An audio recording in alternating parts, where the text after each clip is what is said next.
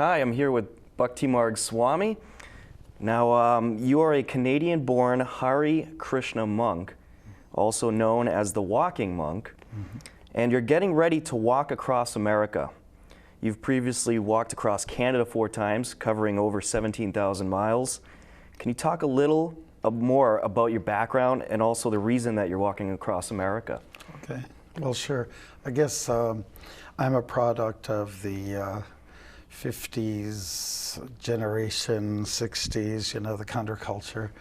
And at that time, you would want to experiment with life a little bit and live slightly dangerous. So I wanted to do something a little different, and I decided I'd become a monk in the Hare Krishna tradition, which has roots from India, and which is kind of like directions. The Beatles were very influenced by the bhakti movement from India, the chanting mantras, especially George Harrison. So whatever the Fab Four did, you know, we kind of listened to them, and you know, they were kind of like the trailblazers of the time. And so anyways, I thought, let me check this out, and that was when I was 20 years old, and I liked it. I liked the life of austerity, simplicity, good food and good company, and music being played, and trying to do some community services at the same time.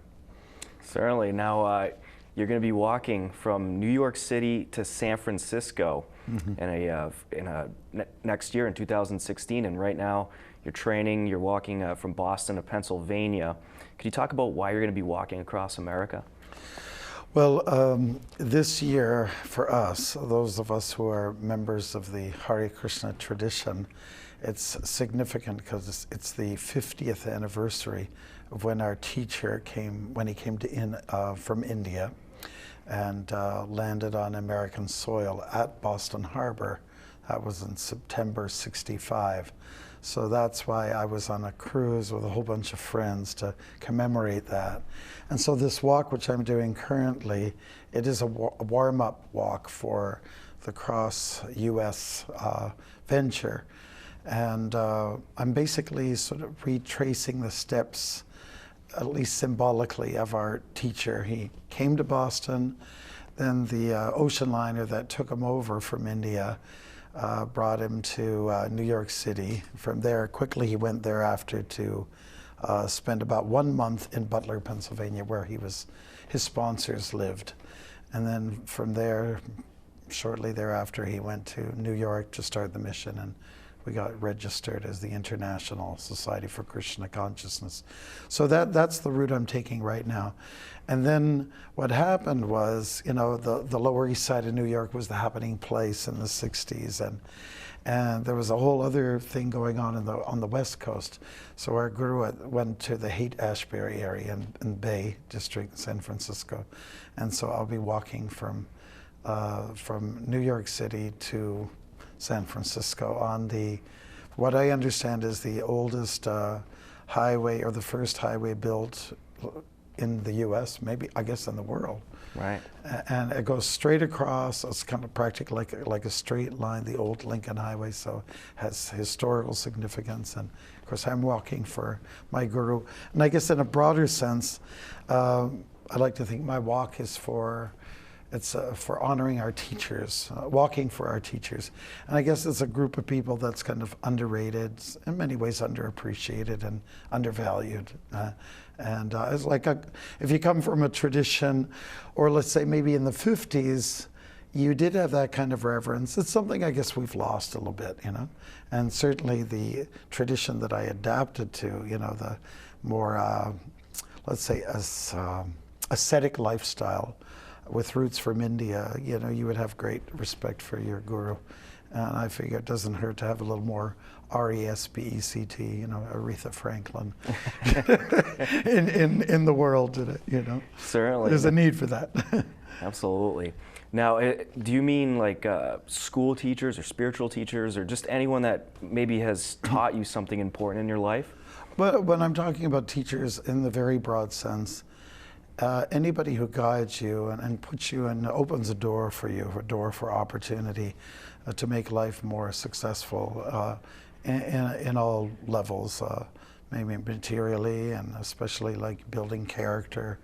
And I think people in that bracket, that teachers in general, whether it's in filmmaking or anything like that, they're a special kind of folks. You know, they love to share, and they're inspiring kind of people, and I guess we need to look up to them a little bit more. Yeah. Yeah, I agree with you. Now, you've walked across Canada 4 times, as I mentioned, and you've also walked across some other countries, such as Israel and a number of others. Is this the longest walk that you're going to be doing? I'd say the Canadian walk is a little bit of an extra stretch, because you're going from Vancouver Island over to the easternmost part of North America. There's a place called Cape Spear, not Cape Fear, which some people get mistaken. It's Cape Spear. It sort of juts out, and so that's pretty long. And I've gone on what we call the Trans-Canada Highway. So here it would be, in the U.S., it's certainly long enough. I mean, I can say it's comparable. And it was 20 years ago that I started these marathons across Canada. And so I'm now, you know, like the knees are wearing down just a little bit more. And it might be a little more of a challenge than even the longer one that I did. But we're doing okay. And I found that walking, it's a great time for meditation. It's a fantastic workout. And sometimes people, they ask, oh, don't you get tired? And of course you do. You have to be smart about it and take your breaks along the way, by a river in a park, or sometimes I found the older graveyards are kind of nice. Nobody comes there. You know? But yeah, it energizes you. It energizes you. And I particularly get a lot of fun out of the interaction with people. You know, people stop and pull over, they ask for rides, and of course you're refusing, but at least now you're shaking hands, you're making friends, and you're talking about what you're doing, and you know, it gets into small talk in the beginning. Well, how many pairs of shoes does it take to walk across the country? And I can tell them it takes about 4 pair, because you know about it after a while. And then more, let's say, deeply, if you can, you know, just apart from making friends, I'll open up with a line like, say, well, how's things going? How are things doing in your life?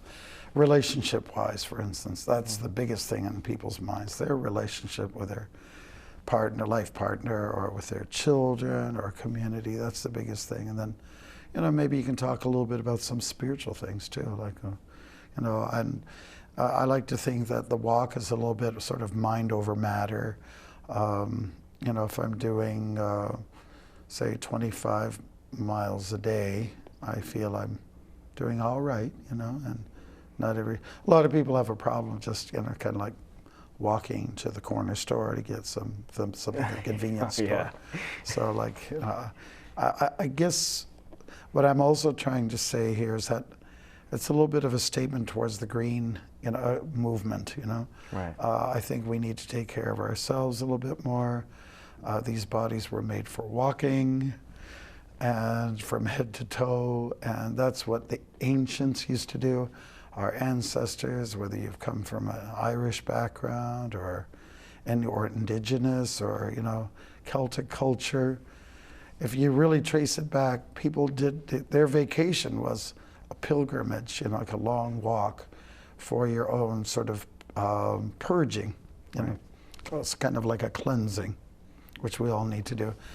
And let's face it, everybody's got personal issues to address, like anger, spirits, and you know, the greed that's so, you know, let's say pervasive in the world today. It doesn't matter what country you go to. So I think it's walking forces you to slow down, to go the pace that we're meant to. And I would say, if I could say this too, one of my good friends, he's the great-grandson of Henry Ford. Oh, and wow. One time I just had to tell him, you know, outright, you know, I never really liked cars. I never really liked what they've done to the world. They've challenged neighborliness, and let's say there's the pollution factors, and well, look at just 1.25 million people die as a result of auto accidents every year. You know, and while it's an icon, it's glorified like anything, I think we also have to look at the downside of it. And even though the automobile is a necessity, maybe it would be frank to say it's a necessary evil. Right, right, sure. Now, how long did it take you to walk across Canada? Well, to do Canada the first time around, it took me about 7.5 months. If you go straight across, it'll be about like half a year. But I did go the long way around, and I'm from the southern. I sometimes joke with my friends, I'm a southerner. Even though I'm from Canada, I come from the very close to Windsor, Detroit area. And so that adds on an extra month, and you follow the kind of like the Great Lakes routes, which is well worth it in every way. So, but that's the length of it, and that's the challenge. By the end of that, though, how tired are you? You must be tired after 7 months of walking. Well, what happened was, after I completed my first walk, I had a couple of doctor friends out there on the East Coast, and they were saying, you might have withdrawal symptoms. It's kind of like if you're on a marathon in sports, and you're on a big run or whatever it may be, a big hype, because you're doing all this workout and exercise for many months on end. And then finally you come to the end of it and you have these withdrawal symptoms. So I had no thought about that. So what actually did happen was that didn't take place for me. I was just as hyped up as ever. And I said, okay, I finished the walk, but it seems like something's missing. It seems like I have to do it again, because when I finished at the end, it was a dark gray day. It was overcast and rain was coming down, and I expected something that said angels should be out there and some kind of super greeting, It didn't quite happen that way, and so I says, maybe I have to do it again. So I did. And you get addicted to it. Right. And the addiction, a big part of the addiction is not just kind of like taking all the elements in and learning detachment, like learning that, well, if it's cold, it's cold. If it's hot, it's hot. And if there's black flies and horse flies and deer flies, that's it. You just got to go through it all and learn that form of detachment. But it is a lot of the joy comes from meeting people, interacting with them, and having a blast, just having an absolute transcendental blast, meeting all kinds of people from different backgrounds. Right, right. I bet you get to meet all kinds of people on your walks. Now, you've some of the other places you've walked across, the Fiji Islands, Trinidad, Israel, many other countries, and you have a blog called Tales from the Trails. Can you talk about your blog and some of what you talk about in your blog? And I'm also curious, what is your favorite place to walk? Oh, that's a good question. Well, I'll answer it like this. I would say that like living for the moment is important. And wherever you are, or whatever is your day, that's the best day. I can't say that, because I'm going through the Rockies, this has got to be the best day because it's the most scenic. You might get ignored by motorists. People are kind of looking in the mountains. They don't even notice the monk. Just they're gawking at all the vistas, and they wouldn't care about you so much, although you're in the perfect setting. But I would just say that the best situation or location was wherever you are. I would say I feel very comfortable in North America. I just because I was raised here. The other countries I've been to were a little bit challenging, like Israel. There's a political element there. Right. Although I found it fantastic walking along the Mediterranean Sea. And Ireland was very interesting. Folks are nice, but it's always raining. And the roads are windy, and there's hardly any shoulder to the road. So it's just kind of like there's the road, and there's about this much to walk on, and then there's all these blackberry, like vines coming out, And so it was an interesting experience, but it was a good exercise in learning detachment again. Oh, I'm sure. Yeah. Do you have a favorite kind of weather you like to walk in? Do you like it hot? Do you like it warm? Or well, cooler? Unmistakably, I think runners and I guess walkers, they'll say that September is the best month, There are no bugs. You get a little bit of that coolness in the evening, and so you get the best sleep that you will get throughout the year. And then it warms up a little bit, so it's, and of course my experience here in Massachusetts is that there's all these wild grapes, like almost the size of golf balls, which you would never know if you're in a car. And, you know, all those special little treats that are there along the way. And so I'm enjoying New England tremendously. I think it's great. Well, you certainly picked a good time of year. Yeah, it is the best. All right, now, as mentioned before, you're going to be walking from New York to San Francisco to kind of honor teachers. Do you map out your routes before you start walking? Is this all mapped out, your whole route from New York to San Francisco? Yeah, I mean, that one would probably be very simple, and it's quite direct, but I know we're going to run into 4-lane, maybe 6-lane dynamics. So when I say we, my support person, I do have a support person who helps me, and we keep all our goods in his vehicle, and you know, our tent for camping out and so on like that. So, you know, then we'll just kind of like to take a parallel route. That's the fun of it all. And that's the adventure of it all. Right. And I, like when our guru, his name is Swami Prabhupada, or Srila Prabhupada, he came to America, he was 70 years old. And it was a big adventure for him. You know, he came, he never saw snow in his life. And you know, to sort of mingle with the, with that counterculture group that was so prevalent at the time, that was like a super eye-opener for him, and a head-turner, or whatever you want to call it. Things he would never have imagined he had seen for the first time. So anyways, we're looking forward to the adventure. And in his case, I don't think he planned his travels so much. It was all by his students. They said, oh, well, why don't we go here, why don't we go there? And after he opened up on the West Coast, then there was a chance to go to England, and that's where indeed he did spend some time with John Lennon, George Harrison, and the gang, and encouraged them in chanting mantras and for self-purification and gaining some inner peace. You know, he was successful at it. And also, I understand you're a big advocate for the arts, and you've produced, directed some theatrical performances. Right. Could you talk more about what you do in theater, and why you think the arts are so important? Well, you know, I would just call it community theater. I wouldn't call it super professional, but I call it devotional. And I do travel the world when I'm not walking, and I get invited to big events. Those events usually are more of a spiritual retreat kind of, you know, scenarios. And I do work with young people. They volunteer their time.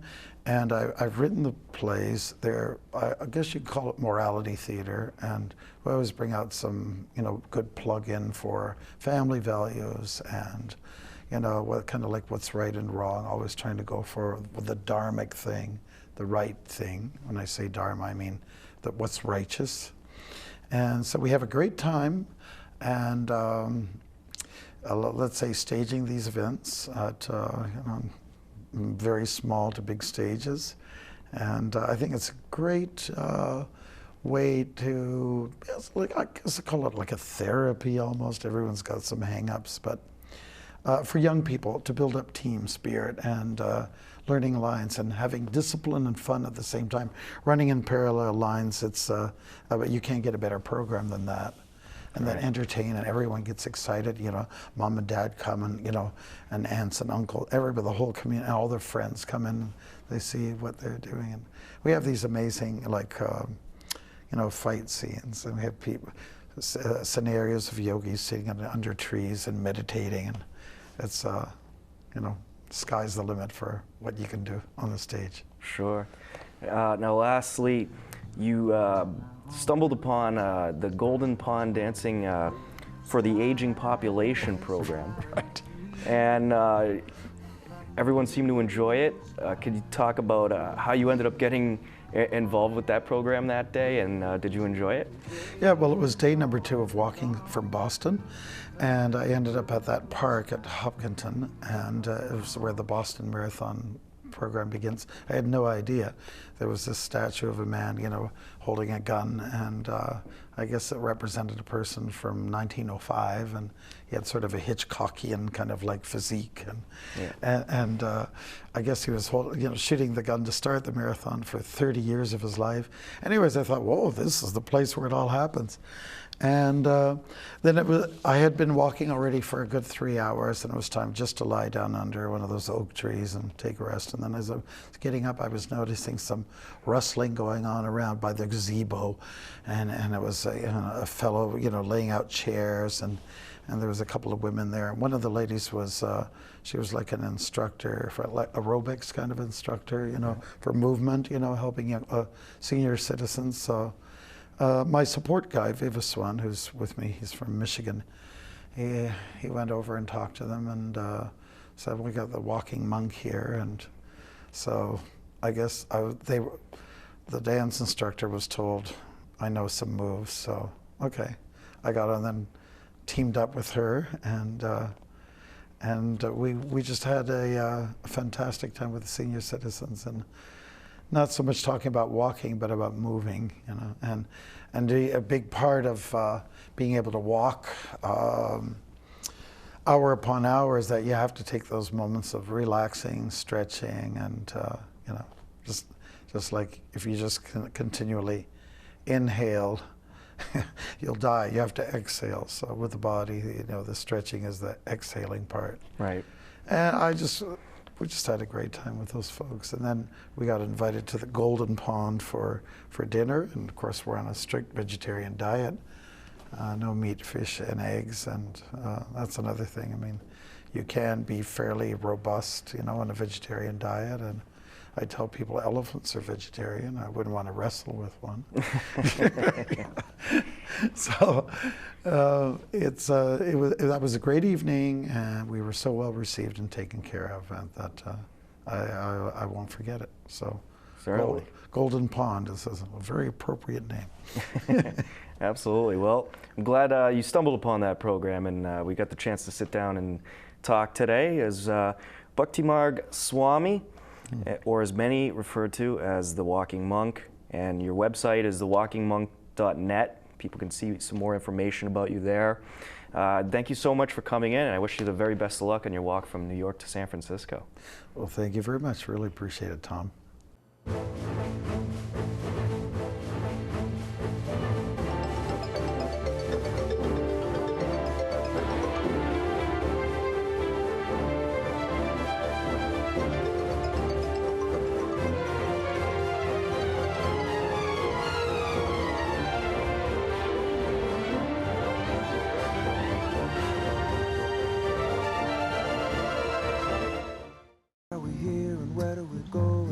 So hard. It's not always easy, and sometimes life can be deceiving. My name is Rachel Balaban, and I came to Golden Pond today to teach the residents a class I teach called DAPPERS, or Dance for the Aging Population. And it's very loosely based on another class I teach called Dance for Parkinson's disease. And so I've been trained to work with this population, with people who have mobility issues. But really it's about dancing for everyone, because it's quite often that we all have some movement issue that inhibits our free range of motion. And I do this now once a month with this group at Golden Pond, and we see people really become engaged with each other, with their own bodies, and with their community. And people really are transformed by this sense of movement and spirit and community. All over and gone, nothing but blue skies from now on. We started with the sun salutation, and that is a wonderful way for us to connect the yin and the yang within each of us, kind of the more powerful, grounded nature and a more ethereal, light, independent nature. And then we moved through various pieces where we were becoming more free with our upper body and torso. we went into the name game, which is something we always like to do so that people get a sense of who each person is in that moment today. Even though these residents know each other probably for weeks, months, or some years perhaps, each day we are different, so we get to express ourselves in that moment. And we did a bit more upper body, and then we had this wonderful guest Swami who offered one of his movement exercises. Then we did a bit of footwork, because it's very important that we maintain flexibility in the ankles and feet. And then we moved into a more kind of choreographed repertory, which often I will do moving across the floor, but for the purposes for today, being outdoors, we felt it was best to keep it at our chairs. And then we did something that's really quite powerful. It's an improvisation, kind of a creative movement piece where we were just moving to music that inspired us very differently for each one of us. And lastly, we did our closing piece where it's in a ballet class, it would be called Reverence, where we come into a circle and we have this period of really connecting with each other. And I find it's very, very powerful that people rely on that piece as well as the opening piece as their kind of bookends for the class. They know what to expect. And the Face of God, which is a song we played for our last piece, is very powerful and connects us all in very, very profound ways. All right, and how long have you been doing this type of thing for? I've been teaching this for about 8 years now. I teach it at Connecticut College, I teach it in Newport, I teach it at Brown University, and now I teach here as well.